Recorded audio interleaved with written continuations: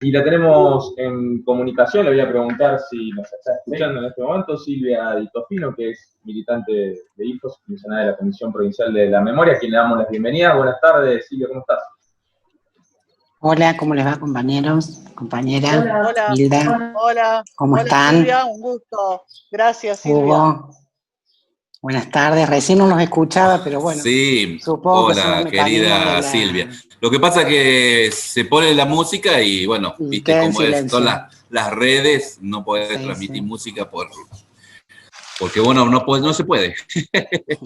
¿Cómo andas, compañera? Bienvenida a este Bien, programa, bien. que es un programa sindical, un programa gremial, un programa donde también le damos un espacio a los derechos humanos. Bueno, tenemos muchísimas cosas para informar, hemos venido informando muchísimas cosas a lo largo de todos estos miércoles de este año. Y siempre ha estado un compañero, una compañera de los derechos humanos, donde nos ha brindado distinta información de los juicios, bueno, de las actividades que desarrolla la mesa de trabajo, bueno, de toda la cuestión. Así que bueno, bienvenida a este programa, compañera. Bueno, muchas gracias, compañeros. Es un lugar común. Yo creo que el movimiento obrero organizado y los derechos humanos es como un nodo, como un núcleo de acción, ¿no? No me imagino los derechos humanos sin la acción de los trabajadores, sobre todo pensando que, digamos, desde las organizaciones que nosotros representamos, identitariamente nuestro nacimiento, nuestra gesta como organización, tiene que ver justamente con quienes fueron nuestros padres y esa generación, ¿no es cierto?, de luchadores y luchadoras tan comprometidos. Acá tenemos un ejemplo claro a quien admiro profundamente y respeto, que es la compañera Hilda Busto, ¿no? Bueno, gracias, Bueno. Silvia. Gracias. Silvia, bueno, tocaste un tema que tiene que ver fuiste moderadora los otros días en una charla, y tiene que ver con un tema que, bueno, que todavía está pendiente, en general, salvando algunas excepciones, en los juicios, y que es sentar en el banquillo a los responsables empresarios, que no son responsables menores de lo que ha ocurrido, como bien estabas diciendo vos, en esto de reivindicar el juicio y castigo, porque, bueno, la historia del movimiento obrero evidentemente en este país está ligada a la historia de lo que fue la dictadura y a lo que fue la represión y a lo que fue el genocidio. Bueno, estuviste en esto de contarnos un poco la cuestión esta de Fiat, un poco para que nuestros oyentes y oyentes escuchen, bueno, cómo se está abordando este tema, que, bueno, tenemos mucho para abordar.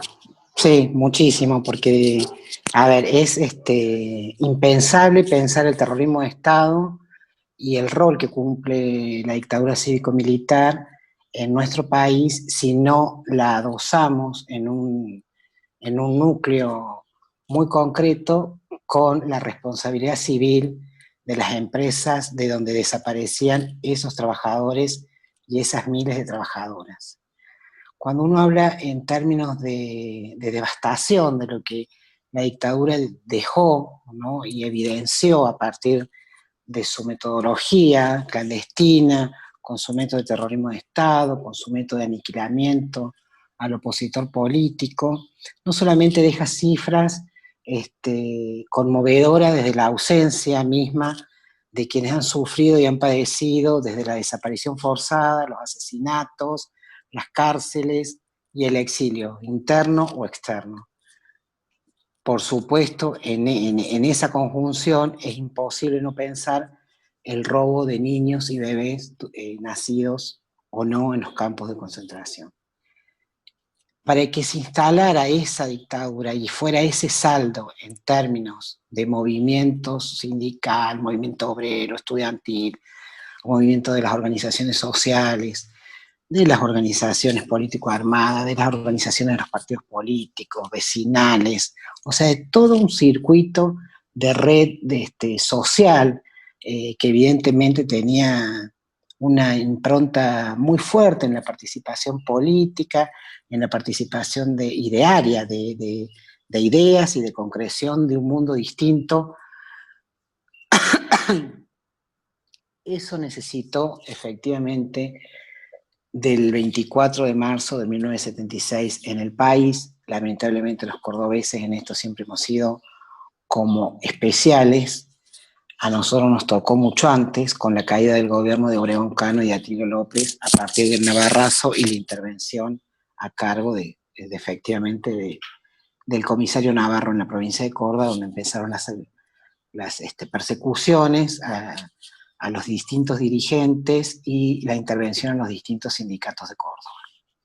Digamos, en ese marco, visibilizar el horror del saldo que dejó la dictadura cívico-militar y el terrorismo de Estado, es imposible hacerlo sin entender de qué estamos hablando y de qué vinieron a imponer. O sea, lo que vinieron a imponer es un modelo de país saqueado totalmente, donde la materia prima fue fundamental para los sectores agroexportadores y donde efectivamente todo lo que era industria nacional se cotejó a partir de la devastación del propio nuevo modelo instaurado por las juntas militares, generando un saldo inaudito, o sea, recién alcanzado en cuanto a deuda, en cuanto al Producto Bruto Interno, en cuanto a lo que tiene que ver con la riqueza y con los derechos, recién alcanzado en democracia por los 4 últimos años de la coalición del Partido Macrista PRO y de la Unión Cívica Radical, por supuesto en sociedad también con la coalición cívica y otros partidos adherentes a ese modelo económico de país. En este marco, nosotros pudimos ir avanzando a partir de los hechos concretos suscitados dentro de los campos de concentración, dentro de los circuitos represivos, las cárceles, de lo que tenía que ver con el aparato de las Fuerzas Armadas y de las Fuerzas de Seguridad puestas al servicio justamente del genocidio. Por eso en los hechos concretos, los hechos penales, la figura las figuras de autores mediatos, tiene que ver con las Fuerzas Armadas. Pero no obstante eso, hay realidades que se han ido demostrando a lo largo de todos estos años que tienen que ver con la complicidad civil, y no me gusta poner la palabra complicidad civil, sino con la acción civil en función de este terrorismo de Estado y en función de estas políticas de aniquilamiento del opositor político. Un rol concreto de esto fue la implementación y lo que sucedió luego con los trabajadores del ingenio Ledesma. Nosotros podemos hablar de Fiat en particular, podemos hablar de Renault, podemos hablar de PEC, podemos hablar de Ledesma, lo que fue Fronterita en Tucumán, de la Mercedes-Benz, que fue como el primer caso testigo que sale a luz, donde tuvo mucho empeño el trabajo que hizo Osvaldo Bayer, porque como la empresa primero era alemana, pero después la Chrysler estadounidense compra Mercedes-Benz, termina ese juicio conformándose en tribunales norteamericanos. Digo esto para el que no sabe, Mercedes-Benz tuvo una participación muy activa el sector de CEOs, de recursos humanos, en la desaparición de las juntas de delegados de la Mercedes-Benz en General Pacheco, si no me equivoco, que es la zona fabril de provincia de Buenos Aires, del Gran Buenos Aires. Digamos, acá lo que está lo que pretendemos es visibilizar el rol fundamental del aparato socio, o sea, acá hay socios de la dictadura cívico-militar que tienen que ver con grandes aglomerados, que tienen que ver con grandes aglomerados empresariales, efectivamente, que la mayor ganancia, mayor explotación en la condición de los trabajadores, menores derechos, la tensión fue muy fuerte y evidentemente hay lugares donde la devastación a partir del secuestro y la desaparición de esos trabajadores ha sido inaudito. Creo que en eso viene una etapa importante donde se pueda ampliar. Los crímenes de lesa humanidad son crímenes a la humanidad misma, por eso aún no prescriben, o sea, son crímenes que aún se están cometiendo.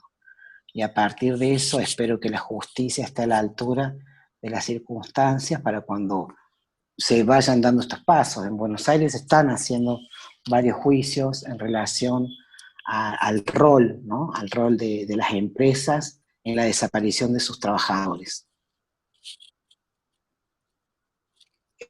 Silvia, en el caso de Fiat, concretamente, ¿hay avances en la investigación sobre bueno, me imagino que la responsabilidad empresaria, por supuesto que ha existido, pero hay avances en cuanto a cómo se producen algunas de las... No, a ver, hay una gran investigación, y a partir de eso vendrá una nueva etapa, evidentemente, en la justicia para avanzar sobre el rol de quienes en esos momentos dirigían las áreas de recursos humanos y de dirección de la empresa Fiat Concord. No te olvides que el aglomerado de Fiat no solamente corresponde a Fiat Automotores hoy, sino que responde también a Fiat Matterfeld, a Fiat Grandes Motores Diesel y a Fiat Concord, o sea, lo que todos conocemos viviendo en Córdoba cuando salimos por la vieja Ruta 9 hacia al complejo Ferreira, industrial. Exactamente. Y bueno, en la Renault también hay casos, digamos, están en etapa de investigación, etapa de investigación de equipos de investigación. Acá tiene que cumplir un rol fundamental el Ministerio Público Fiscal cuando la gente se acerque a llevar esas investigaciones y a colaborar a partir de la información y de la reconstrucción sobre estos hechos. Hay algo que es importante poder destacar para que entiendan.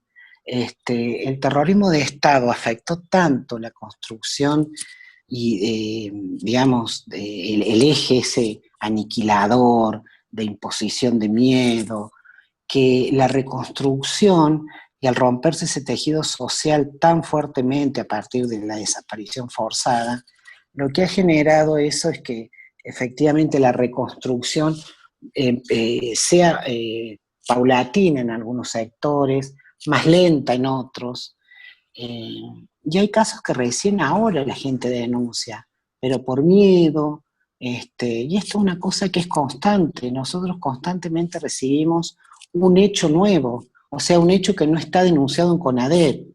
Con esto digo que muchas familias tenían miedo de lo que nos sucedió, pero quedaron atravesadas y cortadas por el miedo, y es importante poder tender esa mano para reconstruir esas historias de tantas compañeras y de tantos compañeros, trabajadores del movimiento villero, estudiantes. Muchos estudiantes llegaron acá a estudiar y sus padres no saben por qué desapareció.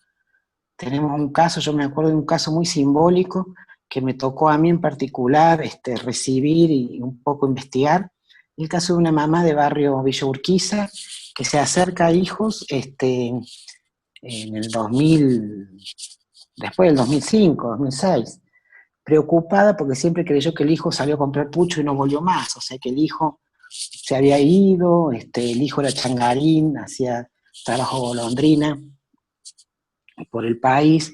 El muchacho fue secuestrado en la esquina de la casa. Y cuando le entrevisto a la señora, le cuento sobre el trabajo que estaba haciendo el LEAF en ese momento en el cementerio de San Vicente y sobre la importancia de que ella dejara muestra de ADN en ese trabajo de reconstrucción sobre los restos óseos encontrados en San Vicente. Bueno, la señora se hizo la muestra y al mes aparecen los restos de Miguel Ángel Olmos. Digo esto que es muy simbólico, una mamá y una familia que no tenía idea y que había puesto, digamos, a la desaparición de su hijo como un hecho de que el hijo había encontrado una novia, se había ido por ahí y no había querido volver nunca más.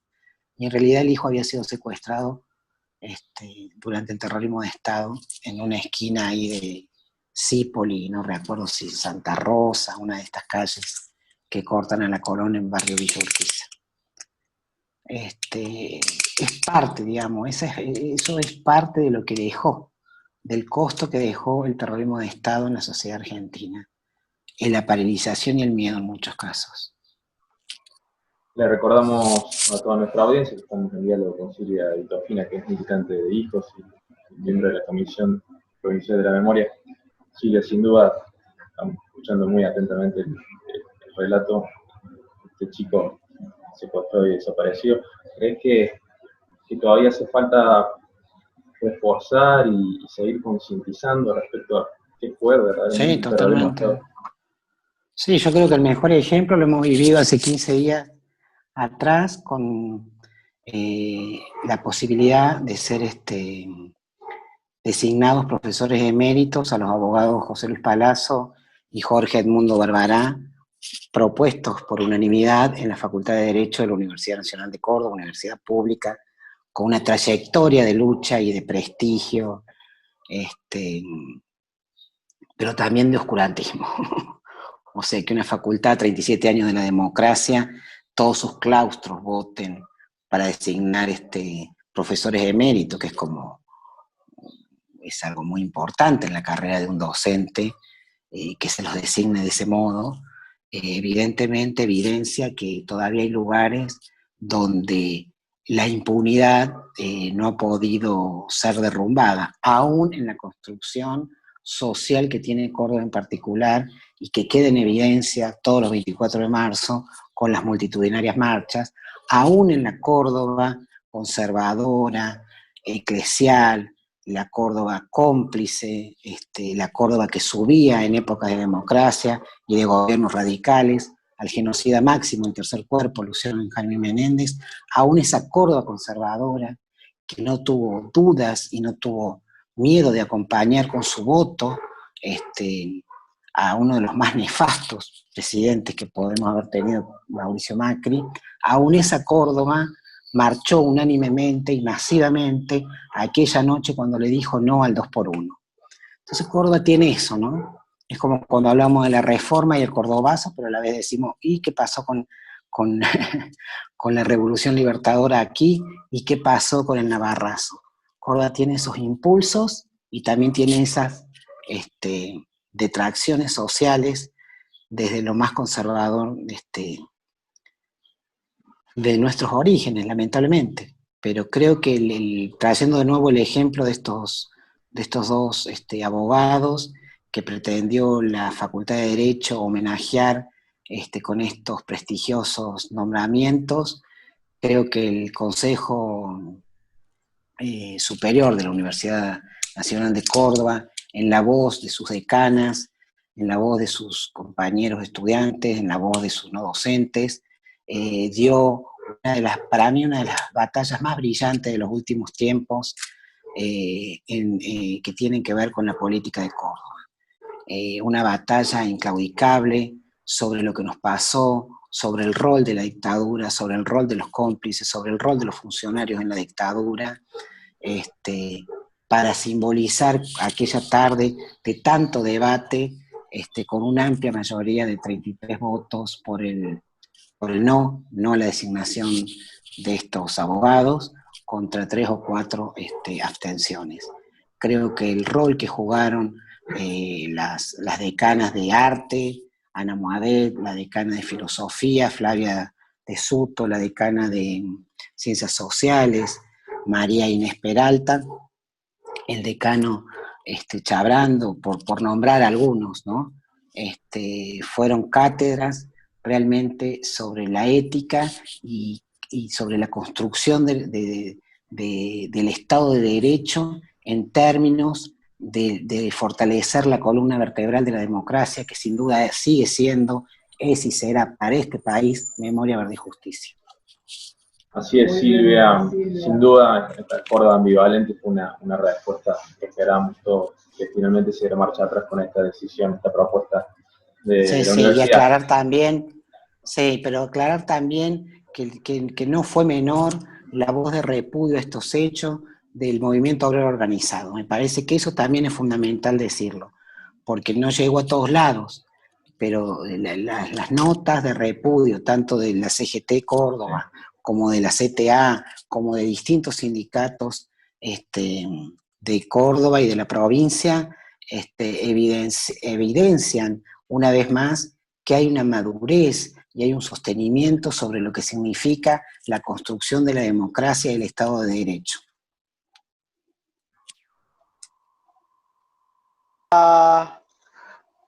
Bueno, Silvia, se nos acaba el tiempo y te queríamos comprometer para el miércoles próximo, ¿puede ser? Sí, cómo no, dale. Porque se nos acaba el tiempo, nos avisan, y la verdad que está muy interesante. Aclararle también a las y los oyentes que Silvia es hija de Tomás Di Tofino, uno de los más grandes dirigentes sindicales que tuvimos en Córdoba, que trabajó junto a Agustín Tosco en el sindicato de Luz y Fuerza, y que hace muy poco se ha cumplido un nuevo aniversario en que fuera secuestrado y desaparecido. Ella y sus hermanos militan, son dignos herederos de su padre, que sigue siendo una referencia ineludible para el movimiento obrero, para la historia del movimiento no solo de Córdoba, sino del país. Gracias, Elena, por tus palabras. Así es, querida compañera Silvia. El miércoles que viene nos juntamos nuevamente, si te parece bien, a esta misma hora, 19:30. Supuesto. Y seguimos, como decía la compañera Hilda y el compañero Matías. Te mandamos un abrazo. Un abrazo, enorme. compañeros. Gracias, Silvia. Abrazo bueno, enorme. Y una noche buena con esperanza para seguir construyendo un mundo igual mejor. Para vos y para la familia. Gracias, Silvia. Gracias. Besos. Hasta ahí la palabra de Silvia Di Tofino, militante de IFOS, comisionada de la Comisión Provincial de la Memoria, dejando conceptos muy claros respecto al terrorismo de Estado, la participación de los privados. Muy interesante, por eso la comprometimos para la próxima semana. Nos quedamos sin tiempo, nos estamos yendo hoy en un programa en la radio que se ve, un programa de miércoles. Nos vamos a ir con nuestro saludo cuatripartito antes de que Javier nos saque del aire. En esto que hemos denominado, nos vemos la semana que viene. Un programa de miércoles.